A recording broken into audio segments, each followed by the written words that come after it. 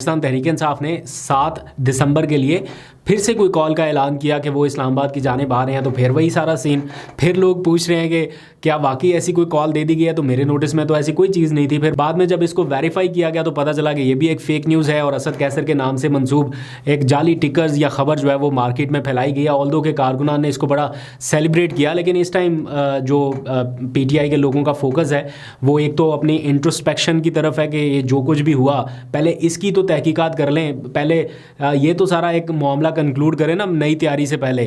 اب اتنی جلدی اتنا آسان نہیں ہوگا کہ کوئی کال دیں اور پھر سے کارکنان پہنچ جائیں۔ ابھی تو جو زخمی ہیں ان کے علاج معالجے کی طرف سارا فوکس ہے۔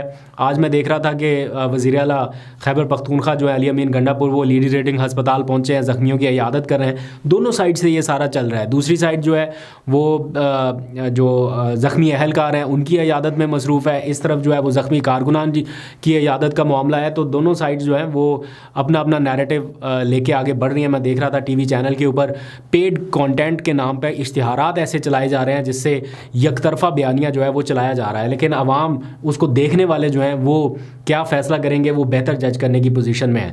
پی ٹی آئی نے جو ابھی زخمی کارکنان ہیں یا متاثرہ فیملیز ہیں ان کے لیے کچھ فنڈز اکٹھا کرنے کا فیصلہ کیا ہے، اوورسیز پاکستانیوں نے۔ بلکہ میں دیکھ رہا تھا سجاد برقی کا ٹویٹ، پی ٹی آئی کے اہم رہنما ہیں، اوورسیز انٹرنیشنل چیپٹر کے اہم ذمہ دار ہیں، ان کی جانب سے ٹویٹ کیا گیا کہ وہ متاثرہ جو فیملیز ہیں یا زخمی کارکنان ہیں ان کے لیے فنڈز اکٹھا کرنا چاہتے ہیں۔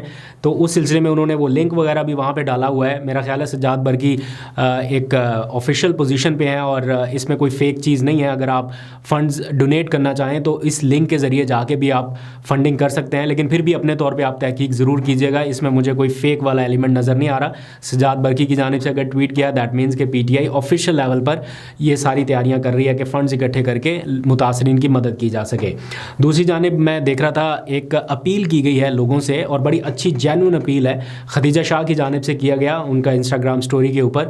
انہوں نے لوگوں سے ریکویسٹ کی ہے کہ آپ اپنی سوشل ایکٹیویٹیز جو ہیں، جیسے کئی دوستوں کے ساتھ بیٹھے ہیں، گپ شپ ہو رہی ہے، چائے شائے پی رہے ہیں یا اس طرح کی کوئی ایکٹیویٹیز ہیں، ان کی پوسٹ جو ہیں وہ کچھ دن کے لیے لگانے سے گریز کر سکتے ہیں اگر تو ضرور کیجیے، کیونکہ بہت ساری فیملیز اس ٹائم سوگ میں ہے۔ نو میٹر واٹ، کسی کا تعلق کے پی سے ہے، کسی کا کہاں سے ہے، ہیں تو اپنے پاکستانی۔ تو اگر کسی کے ساتھ زیادتی ہوئی ہے اور کوئی فیملی سفر کر رہی ہے اور بہت سارے لوگ اس ٹائم ڈپریس ہیں، تو اپنی سوشل ایکٹیویٹیز کی جو پوسٹس ہیں وہ کچھ دن لگانے سے اگر گریز کیا جا سکتا ہے تو ضرور کیا جانا چاہیے۔ کچھ دنوں بعد پھر سے لگا لیجئے گا، لیکن اگر بہت ضروری ہے تو پھر آپ کی مرضی ہے، ضرور لگائیے۔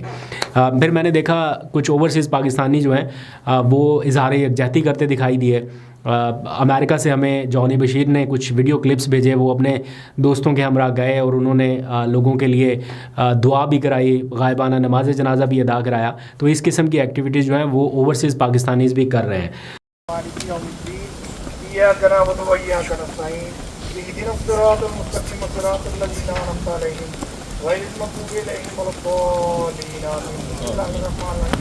جتنے بھی شہداء شہید ہوئے ہیں ان کو پیش کرتے ہیں ان کے درجات جنت الفردوس میں بلند فرمانا۔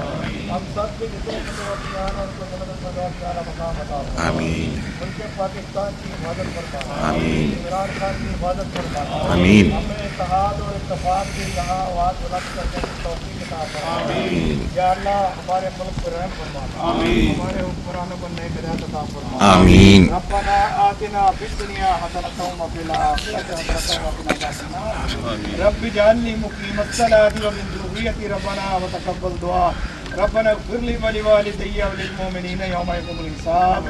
سبحان ربك رب العزة عما يصفون والسلام على المرسلين والحمد لله رب العالمين۔ آج میں دیکھ رہا تھا بلاول بھٹو کا ایک سٹیٹمنٹ، ویسے تو انہوں نے کافی لمبی تقریر کی بہت دیر تک، لیکن انہوں نے کہا کہ پولیٹیکل اسٹیبلٹی لانا بڑی ضروری ہے۔ اگر بات چیت سے آ سکتا ہے تب بھی ٹھیک ہے، نہیں تو لاٹھی کے زور پہ لانا پڑے گا۔ یہ اب ایک ذہن سازی ہے یا ایک لیول ہے تھنکنگ کا کہ پولیٹیکل اسٹیبلٹی لاٹھی کے ذریعے، زور زبردستی سے سیاسی استحکام۔ مطلب آپ امیجن کریں ایک سیاسی جماعت کے ساتھ آپ زور زبردستی کر کے کیا اس کو قائل کر سکتے ہیں کہ وہ آپ کے سیاسی معاشرے معاشی استحकाम में आपके साथ खड़ी हो जाए लाठी के साथ। बातचीत से तो ठीक है, बातचीत की हद तक तो सही है, लेकिन अगर किसी ने ये मशवरा दिया है कि लाठी से और ज़ोर ज़बरदस्ती से पॉलिटिकल स्टेबिलिटी लाई जाएगी, ऐसा मुमकिन नहीं है। करके देख लें, करके देख भी लिया है और भी करके देखना चाहें तो शौक़ पूरा कर लीजिएगा, लेकिन ऐसा नामुमकिन है। बातचीत से ही मसले का हल निकलना है, अमन व अमान से बैठ के बातचीत से। और आप ये बातें अगर करते रहेंगे, दोहराते रहेंगे,